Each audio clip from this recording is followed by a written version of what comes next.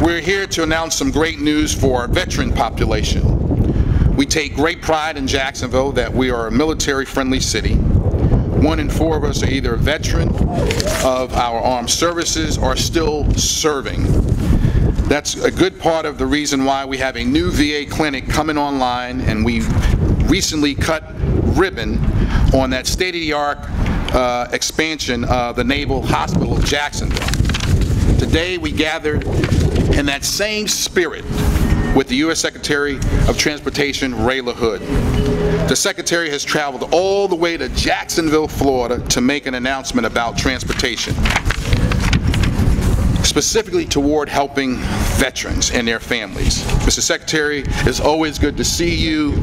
We really appreciate you bringing in Jacksonville. It's so important that you really show the other part of the country that Jacksonville is important, Florida is important, and you care about veterans and the administration care about veterans. Let's give the Secretary a hand as he comes. Thank you, sir. Thank you. Good morning, everyone. Thank you all very much for being here at this very, very beautiful memorial. We feel like we have an extraordinary partner with the mayor, the work he's doing, the important work at the port, which we have visited on 2 occasions, and I'm delighted to be back. 92 years ago, this Friday, America observed its first Veterans Day. For 2 full minutes, on the 11th hour of the 11th day of the 11th month of 1919, people and communities across the country stood in silent reflection. They paused to remember family, friends, and neighbors who did not return from what they hoped would be a war to end all wars. And they renewed a solemn bond that President Abraham Lincoln had made a half a century earlier, a pledge that as a nation we would, and I quote, care for those who have borne the battle, end quote, and for all who rely on them. Today, after a decade of war, we owe our men and women in uniform, our wounded warriors, and our military families no less. We owe them job training and career opportunities, so they don't need to fight for work after they have fought for our country. We owe them health care and counseling services, because history's finest fighting force deserves the world's best medical and psychological support. And President Obama is making good on these commitments. This administration, President Obama's administration, honors the service and sacrifice of all who have worn the uniform of the United States of America with honor and distinction. And we're committed, President Obama's committed, to serving them as well as they have served us. Of course, America owes our military men, women, and families something else too. We owe them access to affordable, convenient, reliable transportation. After all, cars, buses, and trains are more than the way we get from point A to point B. They're the way we get to work. They're the way we get to class. They're the way we get to a store or to a doctor. You can't get to a new job without a ride. And it's for exactly this reason that President Obama's administration today is launching the Veterans, Transportation, and Community Living Initiative.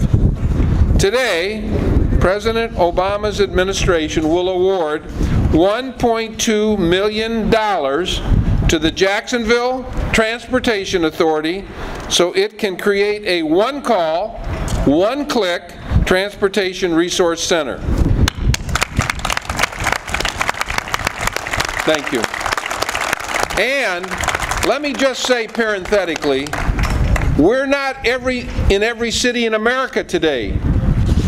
we're making these announcements in a select group of cities who provide good transportation. The Jacksonville Transportation Authority has extraordinary leadership in providing good transportation. So we're here to enhance that for our veterans with what we call One Call, One Click Transportation Resource Center. So I want to say a special word of congratulations to the Jacksonville Transportation Authority, and I'd ask all those in leadership, all those who are represented here by the Jacksonville Transportation Authority to stand. We wouldn't be here without your leadership. Stand and be recognized, all of you. A great job, a job well done. And that's why we're awarding $1.9 million. This will make it possible for veterans to check bus and van schedules online or over the phone, or to schedule rides with van pools or private transportation companies. And all told, the Veterans Transportation and Community Living Initiative will provide $35 million to 55 projects in 32 states, including 6 grants, totaling $7.3 million in Florida. But I wanted to be here today to say congratulations to the people who work hard to provide transportation. This transportation is absolutely critical. The last thing our veterans and their families should worry about is how they'll get to a job interview, to physical therapy, or to drop their child at daycare. Now, this doesn't let Washington off the hook. Congress still needs to do its job to help Americans. Almost 850,000 unemployed veterans find a job, get back to work. And this week, the Senate will have an opportunity to vote on tax credits for businesses who hire unemployed veterans, a bipartisan idea that's part of the President's American Jobs Act. If the Senate takes this action, we will send a message to our veterans that we care about them, and we care about them getting a job and an opportunity. The American people can't wait. Americans, veterans, and military families can't wait. So we, in President Obama's administration, are taking action. And that's what today is all about, helping our military families move forward on the home front with a bold new initiative that's paid for without using any new tax dollars. This is how we continue, in Lincoln's words, to quote, care for those who have borne the battle. This is how we keep up the fight for those who fought for us. And this is how we connect America's heroes with economic opportunities that they deserve, they have earned. And so again, I'm grateful to all of you who've provided the leadership in this community for transportation for our veterans, and what we're announcing today will continue to enhance that. Thank you very much.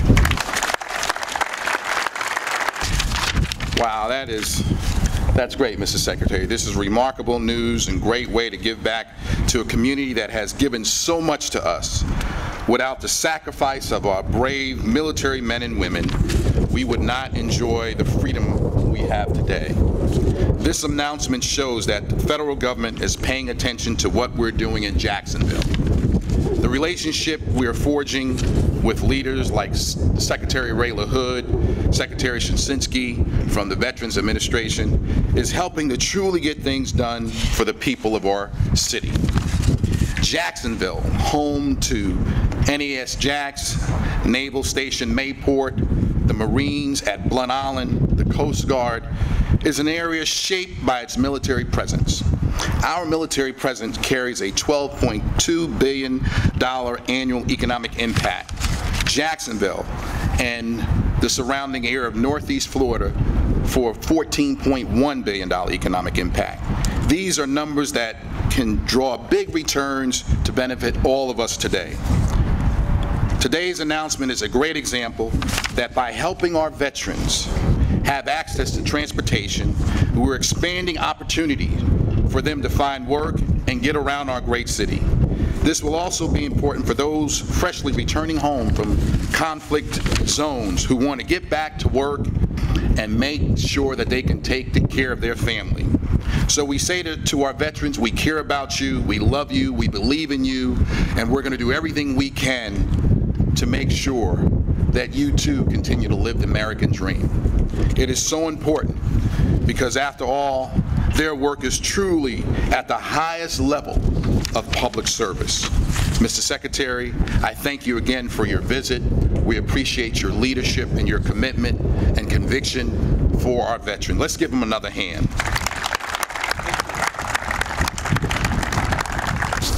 Mr. Secretary, Mr. Mayor, members and veterans of the Armed Forces, and assembled guests and friends, to have the United States Secretary of Transportation with us today makes this a remarkable day.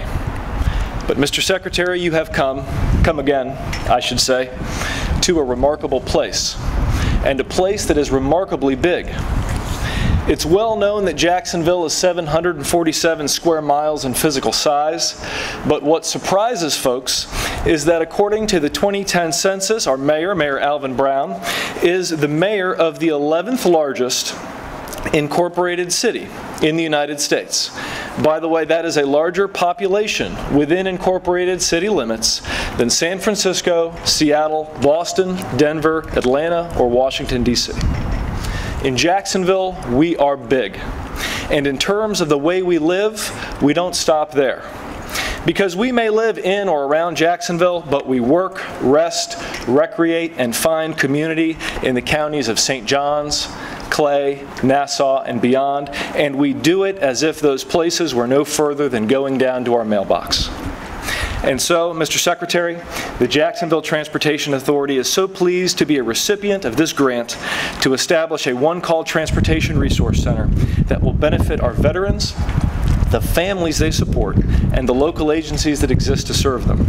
With one call, we aim to make Jacksonville and Northeast Florida even bigger, even more welcoming, and even more full of possibility for our veterans than it is today. Secretary LaHood, this is one of the great places in America, and we are thrilled that you are here. We are delighted to receive this grant, and with the leadership of Mayor Brown, we think you will be hearing more from and about us very soon. Thank you all. God bless the United States and the veterans of our armed forces.